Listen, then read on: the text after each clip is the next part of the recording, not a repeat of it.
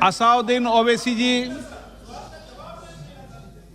Speaker sir, आपका बेहद शुक्रिया कि कल शाम में आपने फ़ोन करके मेरी खैरियत और मुझसे दरियाफ़्त किया कि क्या हुआ, और आपने मुझे बताया कि आपने फ़ौरन पुलिस के आला अहदेदारों से बातचीत भी की। मैं आपका बेहद शुक्रिया अदा करता हूं कि आपने अपनी संवैधानिक जिम्मेदारी को एक रुकने पार्लिमान की जान पर जब कातिलाना हमला किया गया टोल गेट पर, आपने उस बात की। मैं आपका शुक्रिया अदा करता हूं। स्पीकर साहब, मैं मुख्तसर से यहाँ पर ये बात कहना चाहूँगा कि मुख्तलिफ़ सियासी पार्टियाँ मुख्तलिफ़ प्रदेश में इक़्तिदार पर हैं। ये बात आप तमाम को मैं गोशेगुजार कर रहा हूँ कि आखिर ये कौन लोग हैं जो गोली पर भरोसा करते हैं, बैलेट पर नहीं करते। आखिर ये कौन लोग हैं जो इतना रेडिकलाइज हो चुके हैं कि इनको इस संविधान पर एतमाद नहीं रहा, उनको अंबेडकर के बनाए हुए संविधान के ख़िलाफ़ हैं, जो इतनी नफ़रत पैदा करते हैं। आखिर ये कौन लोग हैं? मैं इसको सियासी गुफ्तगू नहीं करूँगा, ये सब के लिए छोड़ रहा हूँ, क्योंकि जहाँ तक मुझे मालूम कि मैं 2 मरतबा का विधायक हूँ, 4 मरतबा का सांसद हूँ, और अगर इस तरह से अगर राजनीति आगे बढ़ेगी कि टोल गेट पर गाड़ी रुकती है और 4 राउंड गोलियां चलाई जाती हैं, आखिर इन नौजवानों को ये कैसे रेडिकलाइज हुए? और मैं सरकार से पूछना चाहता हूं कि क्या उन्होंने ये रेडिकलाइजेशन सैयद कुतुब की किताब पढ़कर रेडिकलाइज हुए, अब्दुल्ला अज़ाम की किताब पढ़कर रेडिकलाइज हुए, या अयमन अल ज़ोहरी की किताब पढ़कर रेडिकलाइज हुए? इसीलिए मैंने सरकार से 2015 में कहा था कि इंटरनल सिक्योरिटी डिपार्टमेंट MHA में, उसमें तमाम मज़ाहिब के लोगों का एक काउंटर रेडिकल सेल बनाइए आप।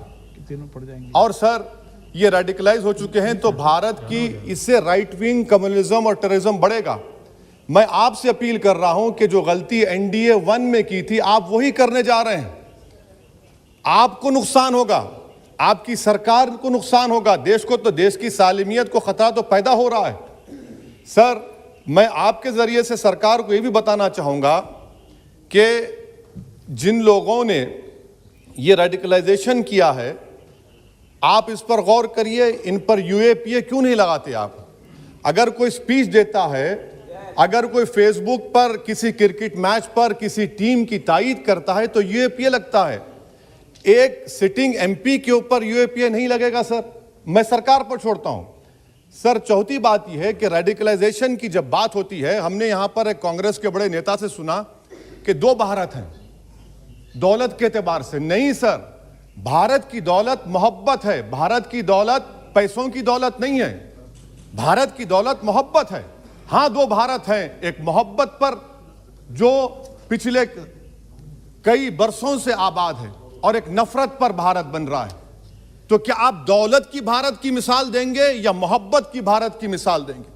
अगर मोहब्बत की भारत की मिसाल देंगे तो उसमें आपको मेरी जबान को रोकने के लिए गोली चलाने की जरूरत नहीं है। इस 2 भारत को समझने की जरूरत है। सर, खत्म सर, मुझे खत्म सर सुनिए सर, मैंने करीब से 6 फीट से गोलियां देखी, मुझे बोलने दीजिए सर। हो सकता है कि कल दिन ना देखूं मैं। अगर मैं यहां पर नहीं बोलूंगा तो कहां बोलूंगा सर? आप मुझे प्लीज बोलने दीजिए। सर, मैं आपसे गुजारिश यह करना चाहूंगा कि आप हरिद्वार में, रायपुर में और इलाहाबाद प्रयागराज में मेरे बारे में क्या कहा गया? आपके नायबी की रिपोर्ट है ना, आप क्यों छुपा रहे उसको? देखिए, मैं मौत से नहीं डरने वाला हूं, हम सबको जाना है इस दुनिया से।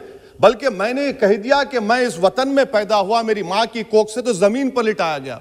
जब मेरी आंख बंद हो जाएगी तो इंशाल्लाह औरंगाबाद की जमीन मुझे दफनाया जाएगा। मगर मैं आपसे अपील करना चाह रहा हूं सरकार से सर, कि जो कुछ बातें की गई हैं उसको देखिए। मैं Z कैटेगरी सिक्योरिटी नहीं चाहिए मुझे, मैं हरगिज नहीं चाहिए मुझे। मैं 94 से पॉलिटिक्स में हूं।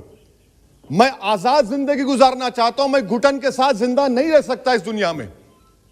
मुझे जिंदा रहना है तो अपनी आवाज उठाना है, मुझे जिंदा रहना है तो सरकार किसी के उनके खिलाफ बोलना है, और अगर गोली लगती है तो मुझे कबूल है, मगर मैं घुटन की जिंदगी नहीं गुजार सकता सर। मेरा मानना यह है कि संविधान में अगर देश के गरीबों को, मजलूमों को, अल्पसंख्यक समाज को सिक्योरिटी मिलेगा तो मुझे मिलेगी। सर, आपकी चिंता हमें है ना सर, आप, मैं इसलिए सिक्योरिटी दे रहे हैं सर, आपको नहीं सर, देश के गरीब बचेंगे तो मैं बचूंगा। ओवैसी की जान इखलाक पीलू से बढ़कर नहीं है सर। ओवैसी की जान उस वक्त बचेगी जब गरीब की जान बचेगी। इसीलिए मैं आपके जरिए सरकार से अपील करना चाहूंगा कि सर इस नफरत को खत्म करिए, इस नफरत को खत्म करिए और इस पर आप गौर करिए। मैं नहीं लूंगा सिक्योरिटी, मैं जेड कैटेगरी नहीं चाहता हूं सिक्योरिटी। मुझे ए कैटेगरी का शहरी बनाइए आप, मुझे एक कैटेगरी का शहरी बनाइए ताकि मेरी और आपकी जिंदगी बराबर हो।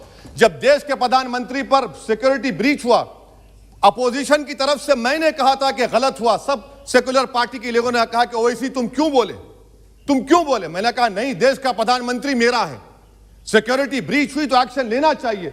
मगर 4 मर्तबा के एमपी पर कोई 6 फीट के फासले से 4-4 गोली चलाता है। मुझे मौत है, हम सबकी मौत है, मगर मैं इन गोली चलाने वालों से डर कर खामोश नहीं बैठने वाला हूं। और मैं दुआ करता हूं कि उत्तर प्रदेश में पुरअमन पोलिंग होगी इंशाअल्लाह। उत्तर प्रदेश की जनता गोली चलाने वालों का जवाब बैलेट से देगी, नफरत का जवाब मोहब्बत से देगी और कमजोरों को दबाने का जवाब हिस्सेदारी से देगी। मेरी आपसे गुजारिश है सर कि मुझे जेड कैटेगरी नहीं चाहिए, मैं रिजेक्ट करता हूं। आप इंसाफ करिए सर, उस पर यूएपीए लगाइए। और इनके दिमाग कौन है, 2 लोग रेकी करते हैं, उनको मालूम कि मैं मीरठ किठौर से आ रहा हूं उस टोल गेट पर और 6 फीट के फासले पर गोली चलाते हैं। तो आप देख लीजिए सर, आप सरकार के हवाले, अगर आप इंसाफ करना चाहें आप इंसाफ कर सकते, मगर रेडिकलाइजेशन आपको नुकसान पहुंचाएगा और इससे राइट विंग टेररिज्म बढ़ेगा। शुक्रिया sir. Thank you, sir. Sir, I endorse with the feeling of Mr. Owaisi. Incident took place at the UP port convoy of Owaisi. It is highly condemnable and at the same time it is very sad also. I also urge upon the government to take swift action to find out the culprits and bring them before the law. We should allow that the thing should not be in this way. Okay. Because of course there may be different opinions, but we should not go to this extent. Speaker साहब, ये पूरे सदन की भावना है कि हमारे मित्र, हमारे सांसद भाई और अजीज दोस्त सही सलामत आए हैं और उनकी तबीयत और ठीक ठाक से वहाँ से निकले। इसके लिए हम सब भगवान का धन्यवाद करते हैं और ईश्वर से प्रार्थना करते हैं कि इनकी लंबी आयु हो और ये देश के समाज के काम में लंबे समय तक सेवा देते रहें। राज्य सरकार ने तुरंत इस पे गहराई से कार्रवाई की, आरोपी पकड़े भी गए हैं, उनके व्हीकल को भी जब्त किया गया है, उनके जो उन्होंने इस्तेमाल किया था हथियार भी बरामद किए गए हैं और पूरी गंभीरता से इस विषय के ऊपर कार्रवाई चल रही है। माननीय गृह मंत्री जी सोमवार को, आज वो दिल्ली में नहीं है, सोमवार को इस विषय में विस्तार से सदन को अवगत कराएंगे। धन्यवाद। माननीय सदस्यगण,